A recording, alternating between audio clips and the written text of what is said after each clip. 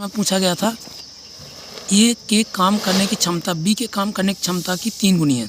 ठीक है ना, जो ए की काम करने की क्षमता है वो बी के काम करने की क्षमता से कितनी है, 3 गुनी है। तो हम यहाँ पे लिख लेंगे ए की क्षमता और बी की क्षमता के रेशियो में लिख लेंगे। तो ए की क्षमता कितनी है, 3 गुनी है, तो 3 गुनी तो हम लिख लेंगे 3x। ठीक है ना, और बी की कितनी है, 1 गुना है, तो इसको लिख लेंगे हम x।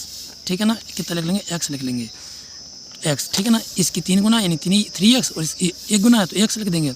अब आगे कहा गया अतः एक काम को पूरा करने में ए बी से 60 दिन कम लेता है। बस तो हम क्या करेंगे, कम लेता है भैया, 60 दिन कम लेता है, तो 3x माइनस कर देंगे x इक्वल में जाएगा 60। ठीक है ना, तो 3x में से यदि x चला जाएगा तो कितना बचेगा, 2x बचेगा। 2x यहाँ पे लिखेंगे 60। अब x को यहीं पे रहने देंगे क्योंकि x वेरिएबल होता है और नंबर को उस तरफ भेज देंगे, तो 60 डिवाइडेड बाई 2 आ जाएगा, जो कि हमारा क्या आ जाएगा, 2 3 या 6 यानी 30 आ जाएगा। ठीक है ना, हमने यहाँ क्यों भेजा, क्योंकि नंबर को नंबर के साथ भेजा जाता है और वेरिएबल को वेरिएबल के साथ।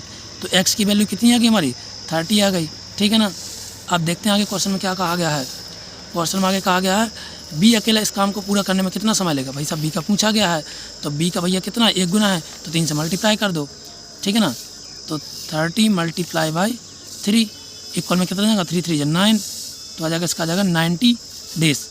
90 डेज आ जाएगा। ठीक है ना, तो इसका 90 दिन आंसर हो जाएगा। भैया वो पूरा काम करने में कितना दिन लेगा, 90 दिन लेगा, क्योंकि वो 1 गुना है और बी ये जो है वह 3 गुना है, बी जबकि 1 गुना है। ठीक है ना, तो देखते हैं हमारे कौन से ऑप्शन में इसका करेक्ट आंसर दे रखा है, 90 डेज। ठीक है ना, तो 10 का हम कौन सा जाएगा, 90 डेज, यानी इसका बी ऑप्शन बिल्कुल करेक्ट आंसर हो जाता है।